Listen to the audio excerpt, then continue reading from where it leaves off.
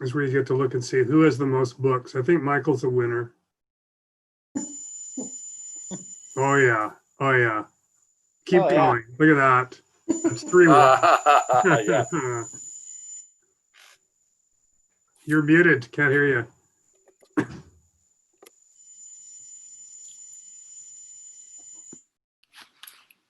I said it's actually just wallpaper. Ah, well, it's very three-dimensional wallpaper. Oh, it's I have an addiction. I have to admit it. Yeah. Well, you can actually get these backgrounds added to the Zoom calls so that it looks like you're in a grand hall or some library or something. Yeah, when one of the people on one of the committees I'm on has a Hawaii background, and it just gets to my. Right. Oh, look at there. Oh, there it is. Yeah, it's quite fun. Now, how did you do that, Daniel? On the bottom by your video, there's a little arrow, and then you can choose your virtual background or your. Oh, I see. Yeah. Okay. Well, my processor does not meet the recommended specifications, whatever that means. Oh yeah, I don't have any. It just says share screen. You must have the professional version. It's actually down by the stop video. By the stop video. There's a little arrow. Beside stop video. Oh yes. Yeah. Look at David. David's in there. Start video. That's crazy. No. So not the stop video. David's Dennis, everywhere, there's a little arrow. Home. Oh, okay. Choose virtual background. Yeah. Oh. There we go. Okay, now.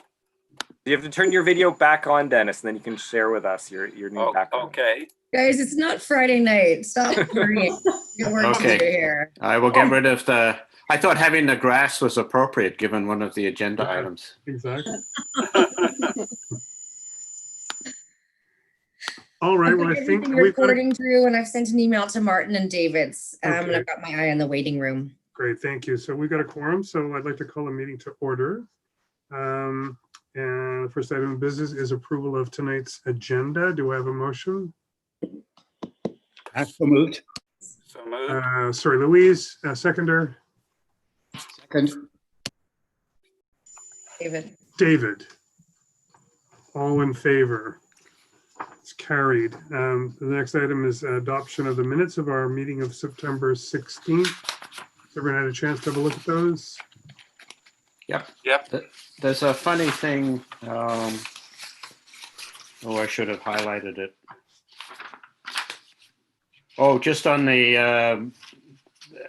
under the heading lot coverage, the words floor area in italics with a question mark, and I'm wondering if that was just a space saver, or I frankly don't remember our discussion about the floor area. It has to do with the fact that carports do not have floor area. Okay. So I'm going to build a big one in my front yard here in the loop before this gets changed. Okay, so then maybe we just need to have the minutes a little more formal. I don't know that I would be purposely putting question marks randomly. That's going to be that I missed that. So I'll Okay. Yeah, I think this is the item that I flagged when I sent it back to you, Steph. And it went to Daniel, and I think it's somewhat at any rate. You think I've not applied your changes? I think there's an issue here related to because we say that there's the buildings which have a floor area of 10 square meters or less may be built in setback areas. And since carports don't have floors, they don't have floor areas. So a large carport can in fact be built in a required yard. Okay. However, that's not clear from the minute item. I think that was the issue, Daniel, yes?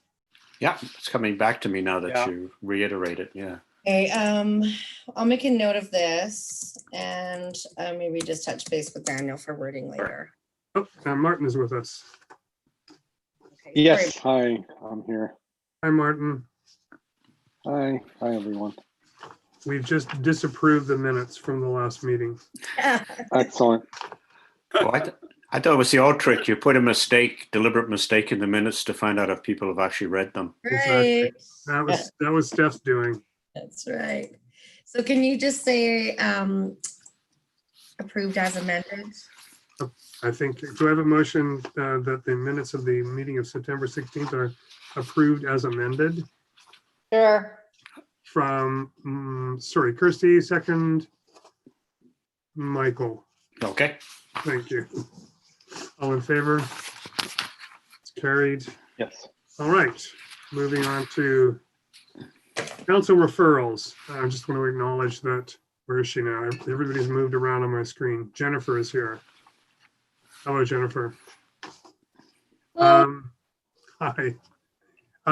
So I'll turn this over to Daniel, but the first referral is the Happy Isle Cannabis Shop rezoning application, which there's currently operating under a temporary use permit, as I understand, just over 2 years they've had that. Yes, so I have a few slides. Can everyone see those? Yes. Yes. Okay. So this is essentially the same slide deck that I showed to council just a couple of weeks ago. I don't have the date exactly here, but it's just a quick explanation of the application itself. It's not too bizarre. It's a pretty regular application. So this is a rezoning application for the unit 203 at 992 Dorman Road, which is essentially the location of the Happy Isle Cannabis store. And the application is to continue the current use, which is under a temporary use permit. So they're requesting a rezoning that would allow that use to continue in the same way. So the proposal is to write a rezoning bylaw to allow that to continue. So the location, I'm sure you're all familiar with, it's here at the Village, building 992, and the unit faces onto Dorman Road. And the current zoning allows for lots of different uses, pretty much a mixed use area, but it does not currently allow for a retail cannabis store. So that would, the proposal is to include that as a permitted use. Here's a photograph of the front of this unit. It's the lower level only. And to the left is the Village Baker, and to the right is that entryway back to the residential area. Jennifer, can I ask a quick question before you move on? Can you go back one more slide, please? So it's necessary to change the specified uses within this CD zone to include retail cannabis? So currently in the land use bylaw, retail cannabis is not permitted throughout unless otherwise specified. Okay. So rather than amending that, we need to amend the CD designation. So if we were to amend the whole land use bylaw, then retail cannabis would be permitted in a lot of different places. I suppose then it would just fall under regular retail. I'm not really sure. We would have to write it differently. But in this case, what's being proposed in this bylaw is to permit it just in one unit of this area here. Right. I think that's good, yeah. Is Okay. that the same as liquor? Is it, what about allowing liquor licenses? Is that precluded everywhere and then we just allow it in certain places, or are we treating cannabis differently than liquor? We're treating cannabis Daniel? differently. Okay. So some municipalities will break out liquor stores a different use than retail, and we don't. We just treat it as a retail use. So anywhere that says retail use, you could have a liquor store. Does it make sense? To treat cannabis differently, it is legal. I mean, I think that's one approach council could take, is just to say we're going to change the retail use and we would change the prohibition and take it out in essence and allow it anywhere that there's a retail use. Because I would imagine that people would be just as unhappy to have liquor stores here everywhere that retail use was allowed. I'm really just asking the question, why are we treating it differently? And I know why it started out differently and people had strong feelings against cannabis stores, or some people did. But as we move forward, are we making it more complicated?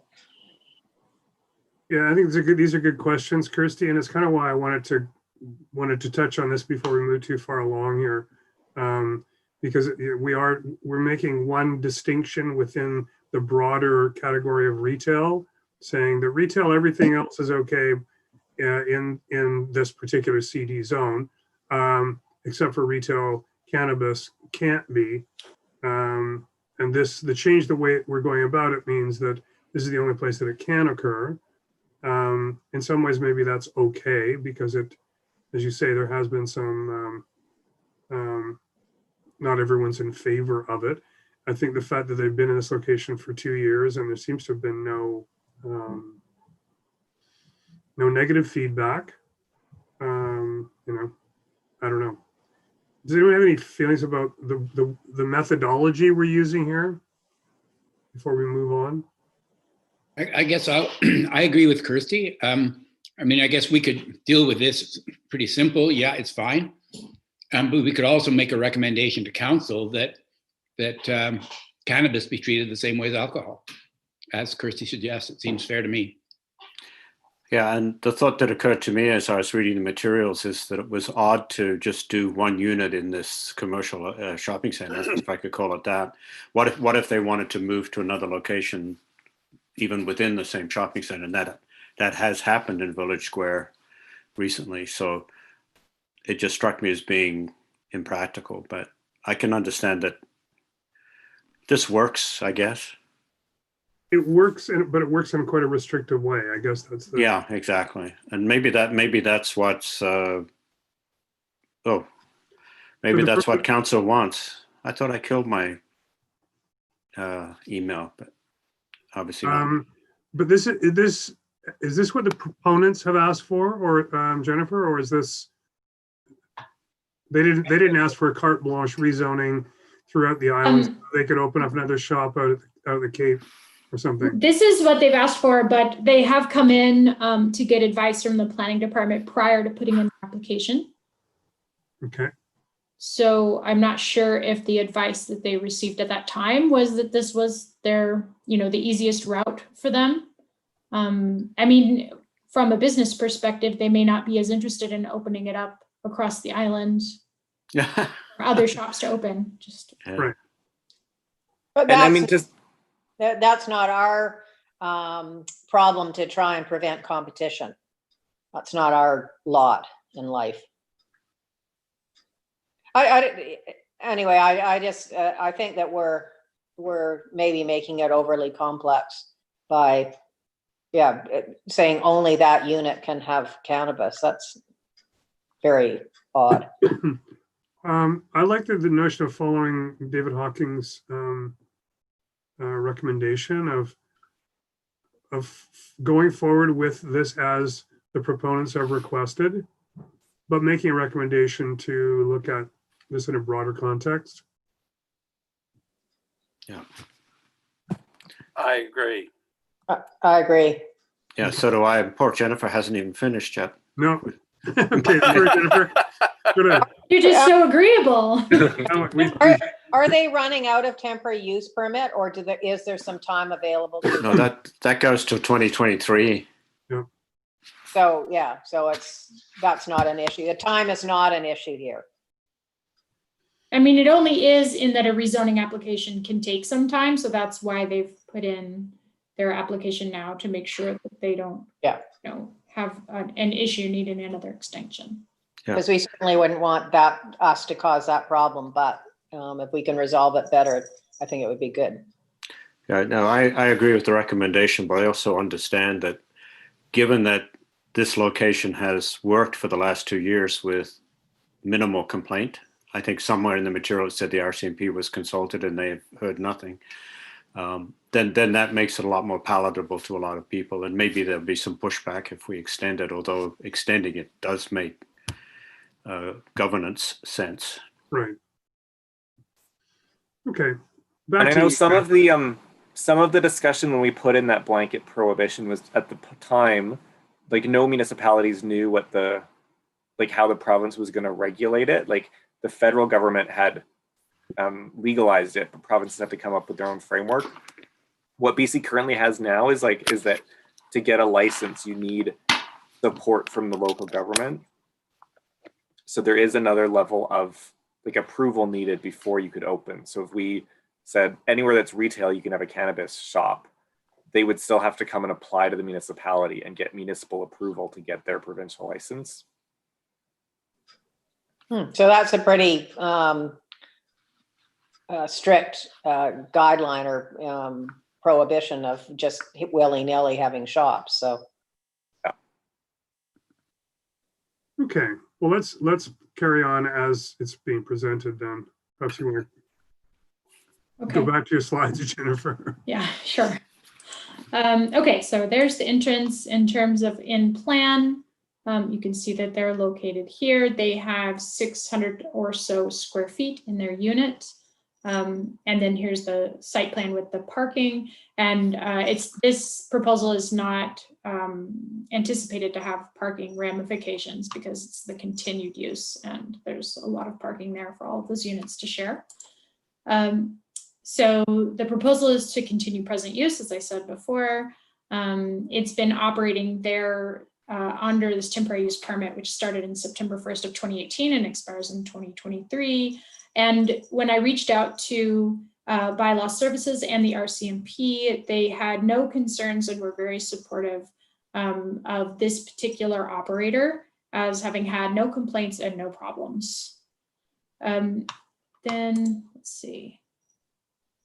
There would not be any OCP amendment required, and the land use bylaw amendment would be to include within that CD2 Area 3, 1 non-medical cannabis retail unit, which would furthermore have limitations of being no more than 1 unit and no larger than 80 square meters, which is larger than the current unit size, so that if there is a bit of adjustment or they switch units, they have a bit more flexibility and they don't have to come and ask for a rezoning just for a very small change in floor plan. So this would allow them to have their operation be in any of the CRUs within that development?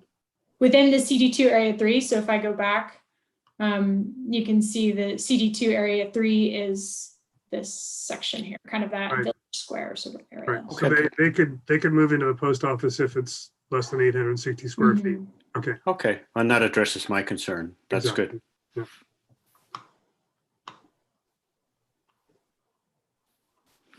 Okay, so then the last bit is just the recommendation. What council had asked for is a statement of support or non-support to this rezoning application, and then welcomed any comments as well.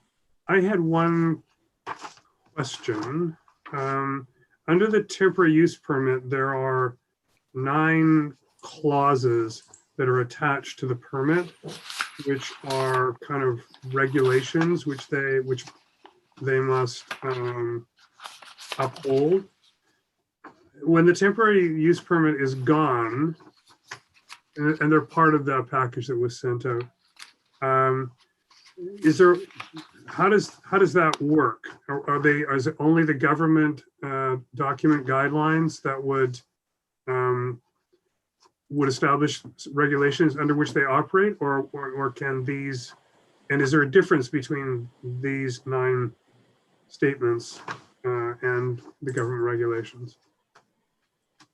So your question is, read what happens if their temporary use permit expires and they haven't yet had a rezoning approval?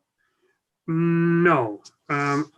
Assuming the rezoning goes forward, I assume that there's nothing attached to this new allowed use that would include the 9 items that are currently part of the temporary use permit. And I'm wondering whether those items are now covered under the provincial, with a provincial document, or is there some way to attach these to it? Because they're quite specific about what they can and can't do. Their hours of operation, the issue of minors, and so on. They wouldn't be included in the zoning. Right. My memory is that these were just like these are mimicking the provincial regulations, and we put them in so that we could separately enforce them more easily. Right. So with the rezoning going ahead, they would no longer have these conditions like on a permit from us. They would be following the terms of it under their provincial license. Okay.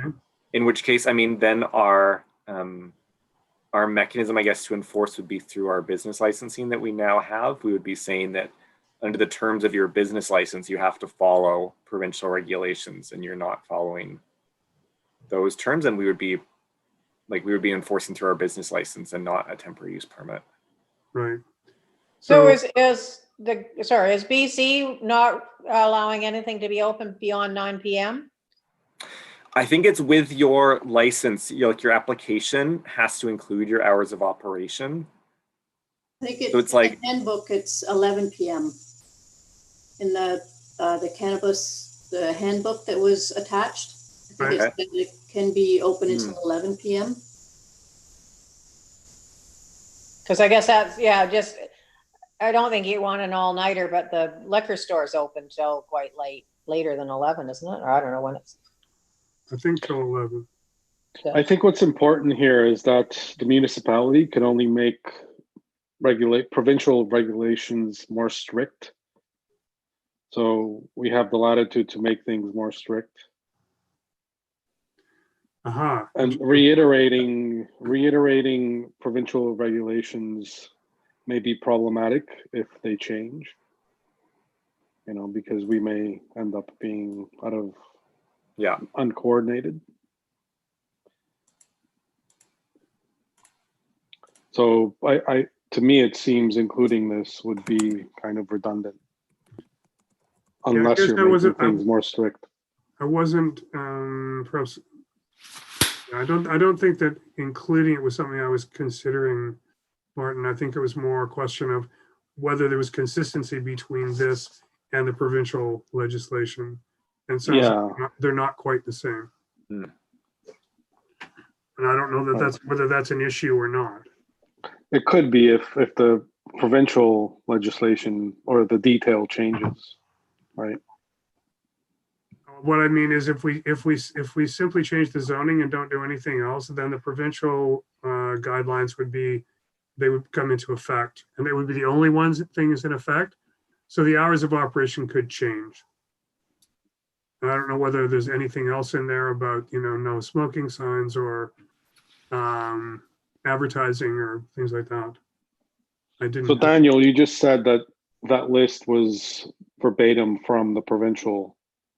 Is that right? Yeah, I mean, that's my recollection of where it came from. But so Louise says in the cannabis handbook is actually, you know, they would let them be open till 11. I don't know if that's like any cannabis store they could open that long. And then in the, probably in the application we got then from the store or from the province about the store probably had those hours. Okay. Those are the same hours as the liquor sales? No, I No, don't it can't be. No, it's a liquor store is open beyond 9 p.m. I think It is. it just seems redundant to carry provincial terms within the bylaw. Yeah, and I know it's like we wanted them in the temporary use permit because it was for 3 years and it was like the first time we had something like this, so we wanted to capture them. And knowing that if stuff in the province changed, we would be be up for renewal in 3 years, where we'd be revisiting it anyways. And at that time there were no business licenses. Yeah. So now we have an annual review. Okay. Just a point. The temporary use permit says it's for 3 years, but this says it expires in 2023. That's 5. Is that? Yeah, thanks for picking that up. It was actually a typo in the presentation, which I just changed. It should be 2021. Yeah, so there is some time. There is a time constraint here, yeah. Okay, I don't want to beat this issue to death. I think there's enough overarching governance to ensure that their operation won't go wildly crazy if we take away the temporary use permit. Yeah, it just seems like it's overcomplicated if we include provincial legislation language in any of the municipal governance documents. Right. Easy to see it in a temporary use permit like this, but I agree. And we still have some measure of easier control, because if they're not following the provincial regulations, then we wouldn't provide them with a business license. Right. Okay. Good. All right. Are there other questions on this item? I just I don't noticed, think I can vote on it because DK Harris is a client on another project. All right. I just noticed a small typo on page 13 under amendment bylaw. It says that the space can be no more than 800 square meter area. Yes, I have fixed that after I sent it to council. Thanks. It should be 80 square meters. Right. Yeah, it's a big difference. Okay. Big business. We're bringing in kilos, truckloads of kilos. All right. If there's But just no- sorry, am I allowed to vote on this? Given that DK Harris is a client on another project unrelated to this? I mean, this is a separate company in terms of Happy Isle Cannabis that I believe it's like one of the owners is David Bellringer, who's a director of DK Harris. Right. So, I mean, it always comes down to, it's like up to the member to recuse themselves from a decision. I don't really have any knowledge about this beyond what has been distributed here, Yeah. so I'm comfortable voting if that's, I don't think there's any problem with that, Martin. okay. So, I did try to capture the comments that you had here. great. Was that going to be a separate recommendation as Councillor Hawking suggested, or to be included in comments? I mean, I guess it's a question like for the APC, are you saying that, because we haven't yet given the bylaw readings, and we'll come back with the bylaw to the APC probably after first reading. But so is your comment like, will you support the rezoning for Happy Isle Cannabis, but you would rather see that rezoning bylaw be, allow it everywhere? Or are you saying you want us to proceed with this application and then as a further change, allow it everywhere? Can I ask a question? Has this strategy ever been adopted for in another scenario? Which strategy? They just identifying this particular location as opposed to an overarching change. Yes, I mean, I think that's why we end up with so many CD zones, because they all end up as separate and they allow something on one site that we don't allow somewhere else. So there's definitely some uses that like people have come to apply for, and we just allow it on that site and not across the island. And you say, Daniel, that it's allowed, liquor is allowed in the whole zoning district. Like anywhere that we allow retail use, you could sell, I don't see why we would treat this any different than a liquor. So I would think we could just add it to the retail. Well, I think really maybe the point is even wider than that, Dennis. Why treat it any different from any other retail operation? But there are differences, as Daniel has just mentioned. Well, So, but they arise as a result of the provincial regulation of the trade. But at one level, we're kind of not bound, but we know what the proponents have asked for, and we approve that.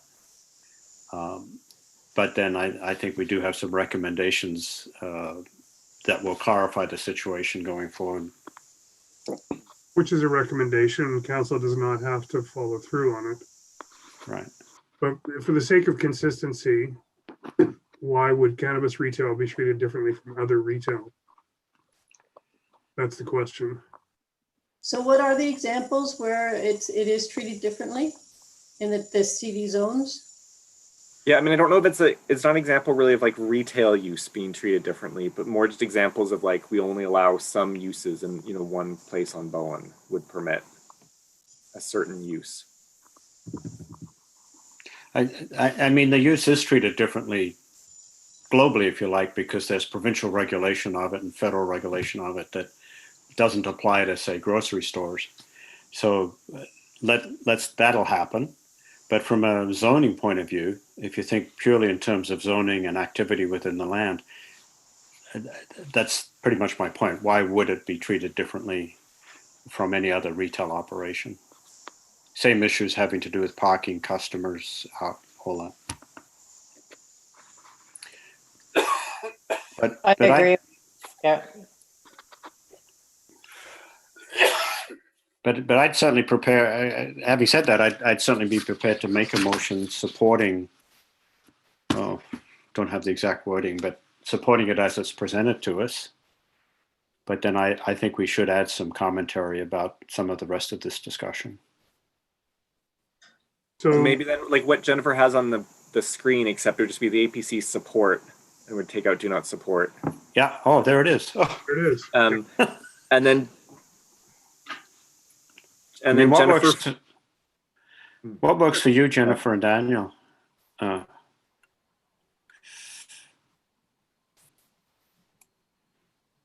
would just say something like council permit retail cannabis in any retail use or something like that.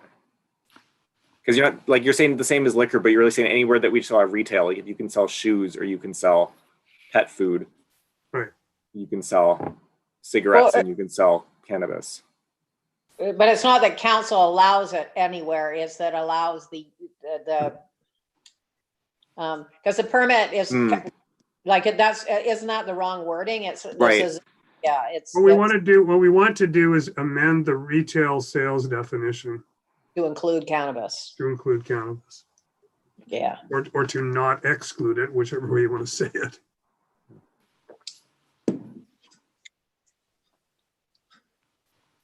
All right. Yeah. To include.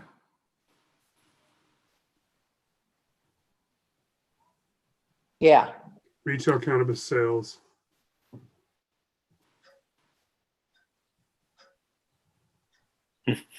I don't think use is the right word there. Yeah, I don't think so.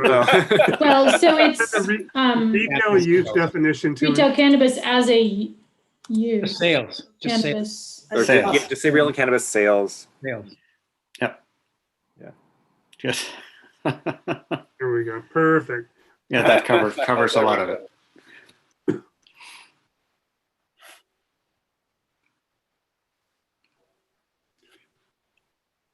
Use definition to include. I think the word to should be in front of Good it.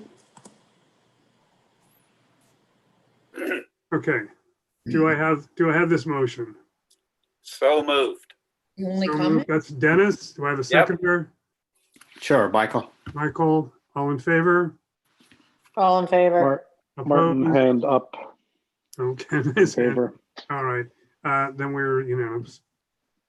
Carried. Moving on. Thank you, Jennifer. You're welcome. Thanks. Moving on to the green building standards policy. And Daniel, would you like to speak to that? Sure.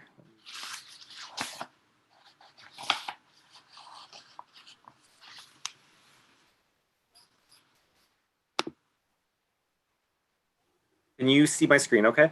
Yes. Yep. All right. So next I have revisions to our green building policy for your consideration.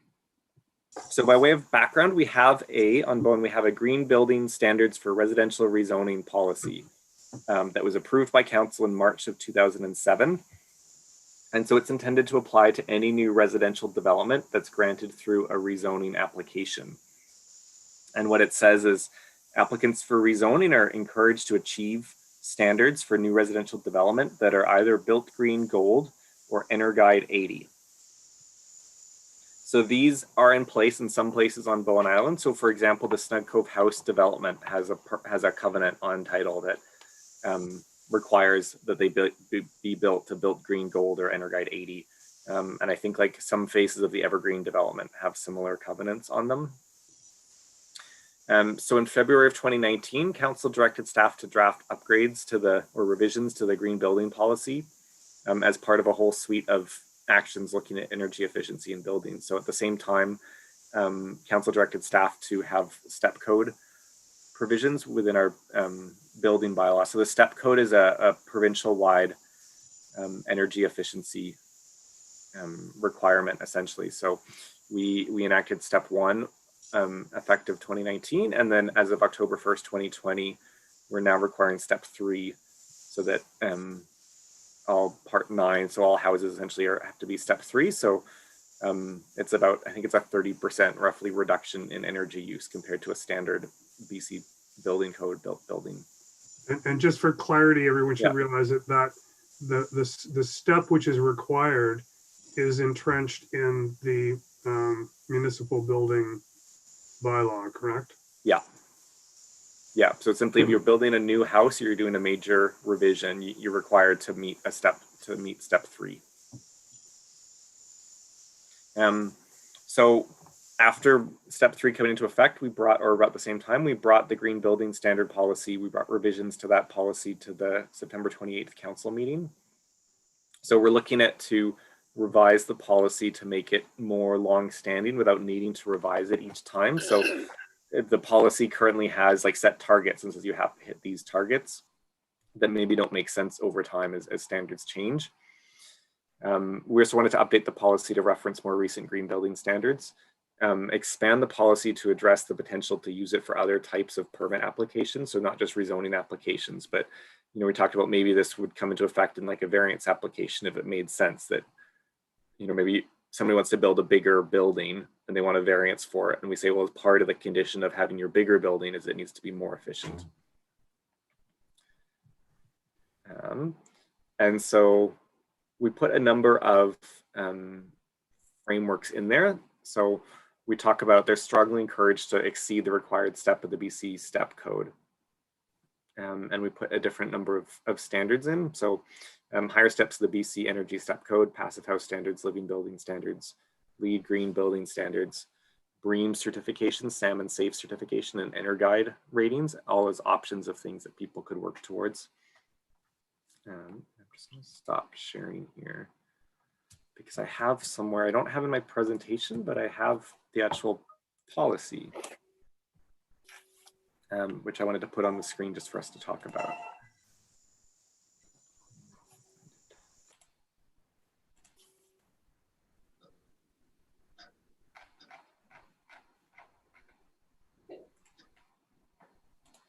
All right.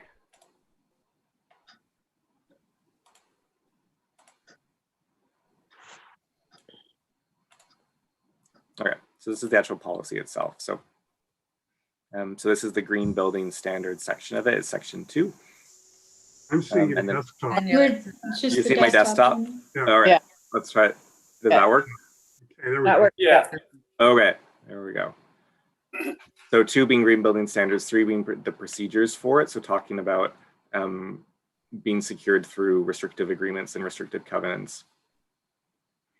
And then optional incentives and conditions. So, I mean, that's in essence the policy and the changes that we're looking for.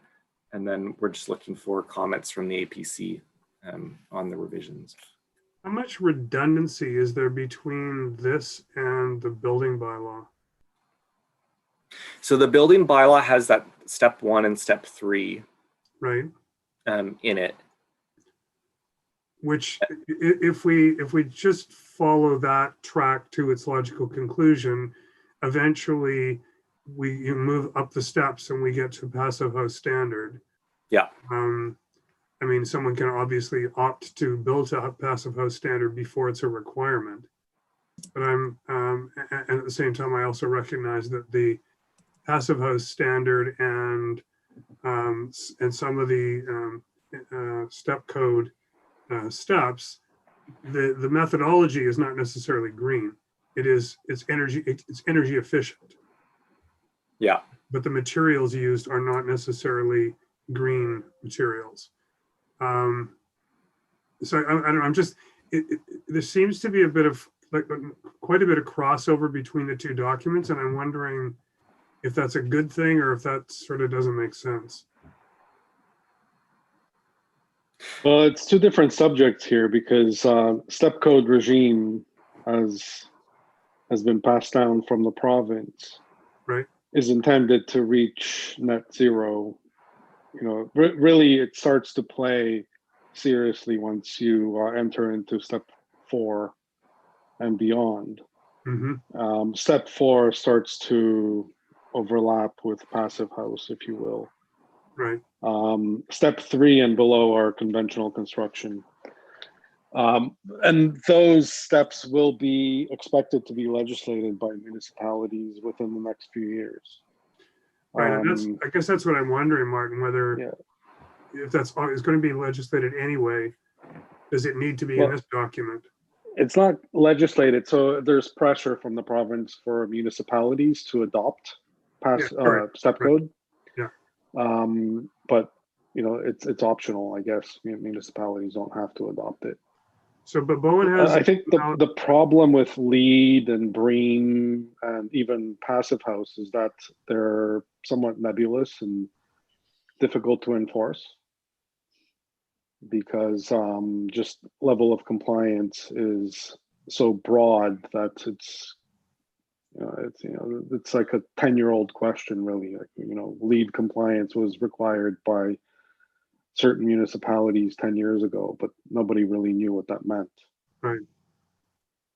And I think that's still the case. City of Vancouver has the LEED path of compliance, but they mostly focus on energy efficiency with their extra. So I don't know, to me, it seems like the step code regime is the primary path.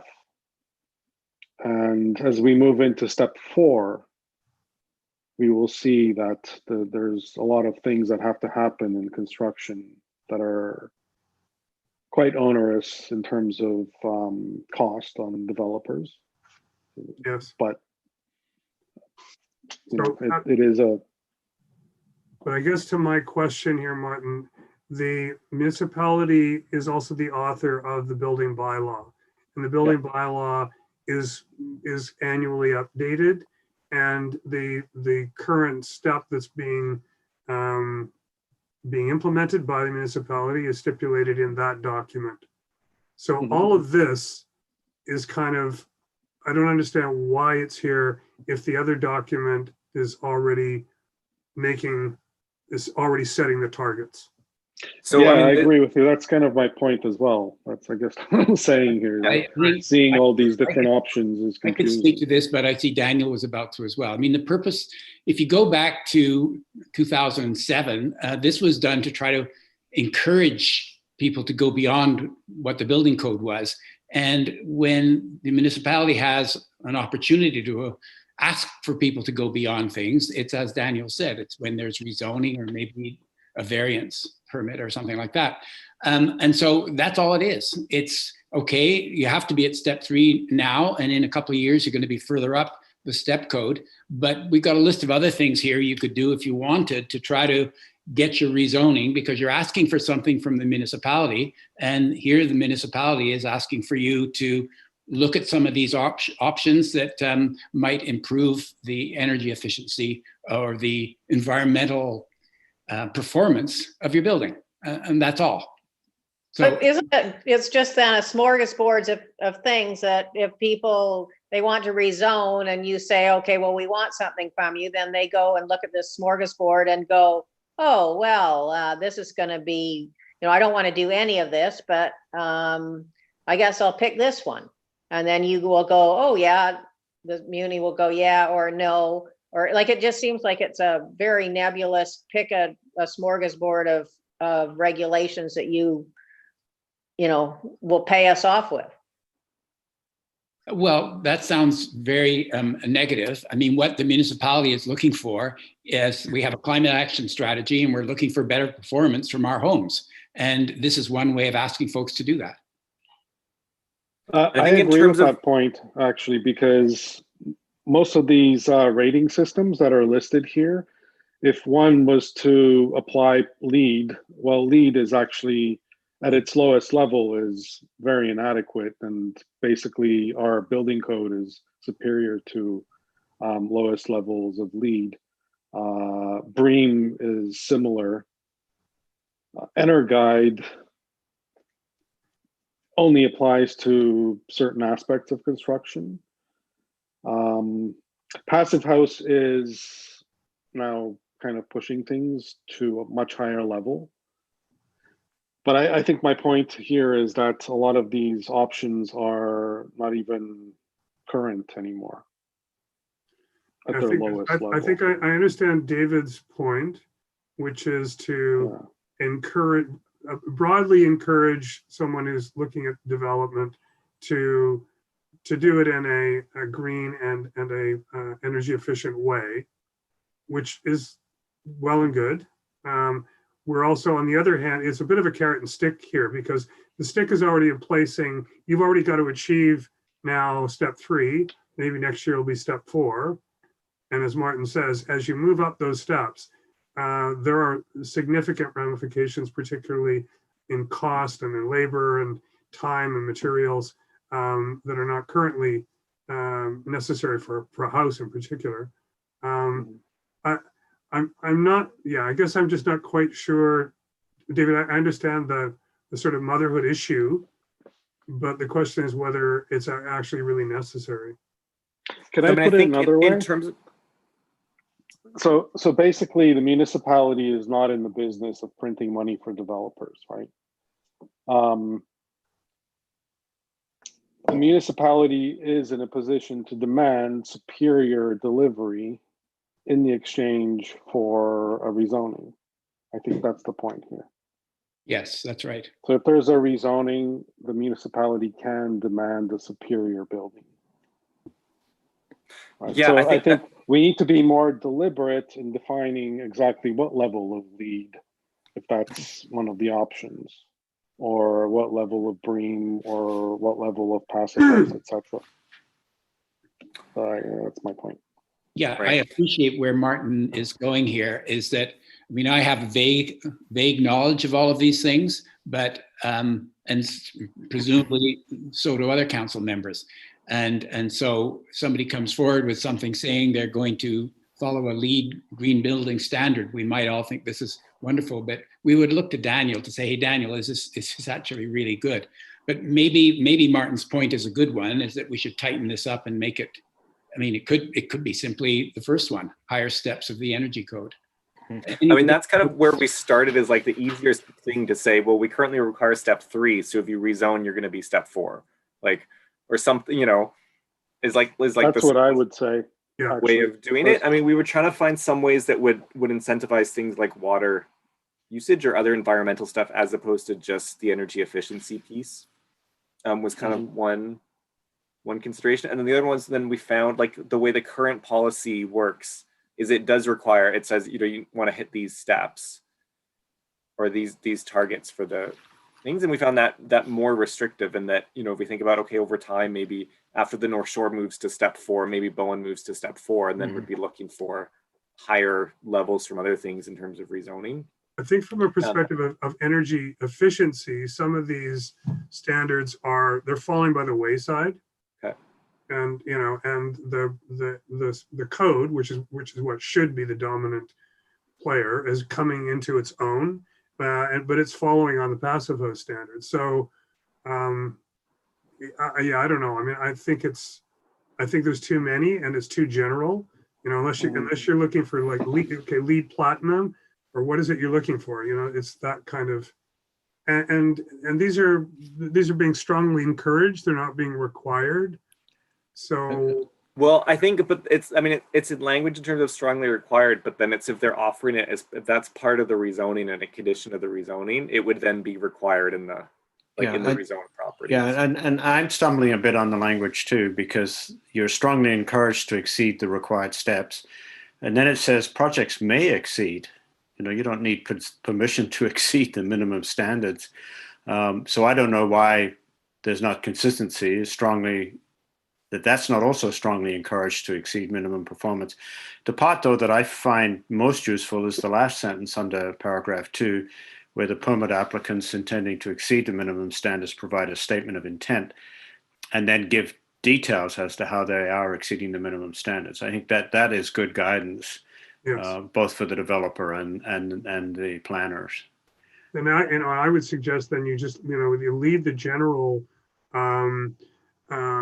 statement about projects, I would say projects shall exceed minimum performance requirements and energy usage, water usage, and or environmental impacts.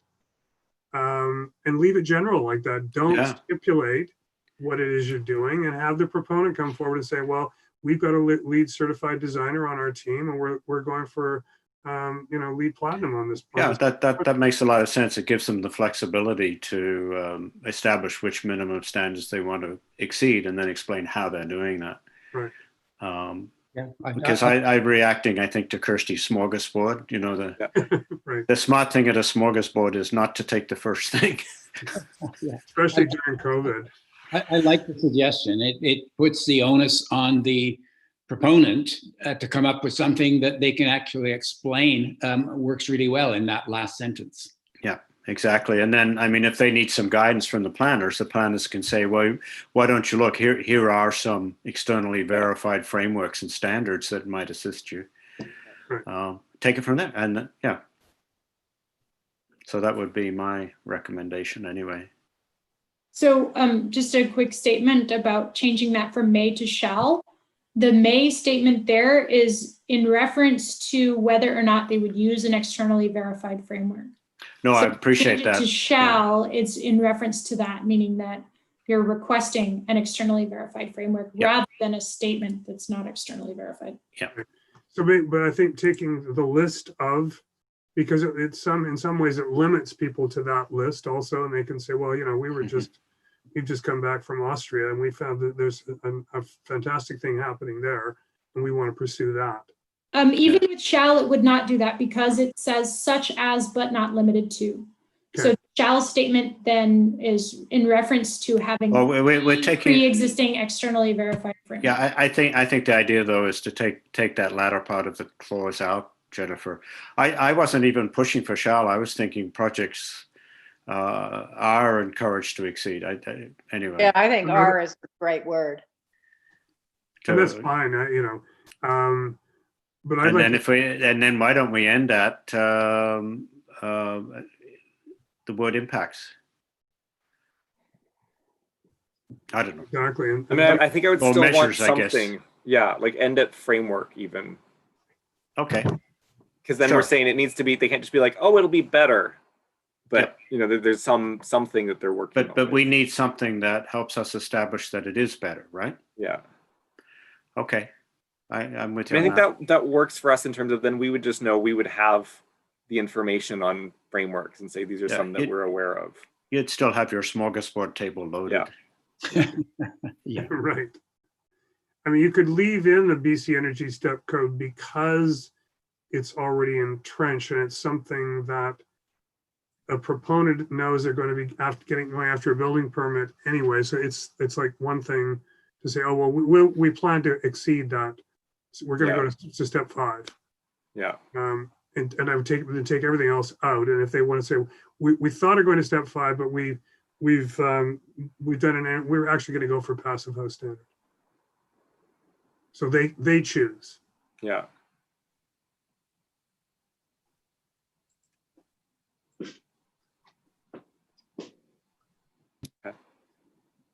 All right, problem solved. I just have that, then the commission support the revisions proposed. And I've got the 2 bullets for your comments. Is that right, or is there a third one? Change may to R, projects are encouraged to exceed minimum performance. And did we land on removing the list? Yes, end it at verified framework. Remove the list of externally verified framework example? End it at framework. So framework's there, as Daniel was saying, but you just don't need the such as and then the list. Okay, thank you. Is there anything else? No?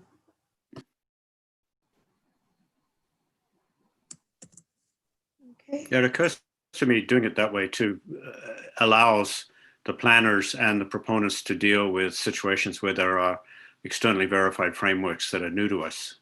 Yeah. Yes. So that's good. And there are a multitude of different, building types where, you want to have some latitude to be able to choose the journey that you're going to get to this better building. Yeah. Okay. Yeah, all of these can be problematic. My firm has worked on 2 pilot projects for the province, step code pilot projects, and we found problems where it was basically impossible to implement for very strange reasons.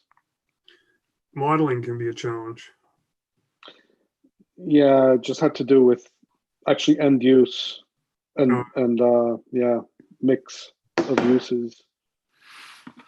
It's actually that mix of uses that I think is inherently problematic all the way through, including with modeling, where if you have, 2 uses within one building that are quite different from each other, it's very difficult to model the building because there are different occupancy times and different heat loads and all kinds of things. Exactly. But we digress. So, Okay, do you want to vote on that then? sure, let's have, Let me. can we have that motion, Seth? Okay, Daniel? Yeah. That the advisory planning commission support revisions proposed to the green building policy number 01-07 as presented at its October 21st meeting with the following comments. Change may to R, projects are encouraged to exceed minimum performance, and remove the list that follows externally verified framework. Remove the list that follows and end the sentence at, is that what you said? I'm sorry. Externally verified framework. And then I put brackets after such as. Okay. All right. Yep. Do I have a mover for that? I can move that. Martin, do I have a second? Oh, I'll second. Kirsty, all in favor? Martin's hand is up. Carried. Okay, carried. That's the end of the referrals from council. There's a couple of information items in here.